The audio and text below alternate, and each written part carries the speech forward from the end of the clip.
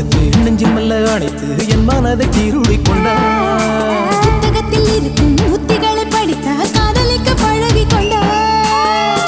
புத்தகத்தில் இல்ல இன்பம் கற்று வைப்போம்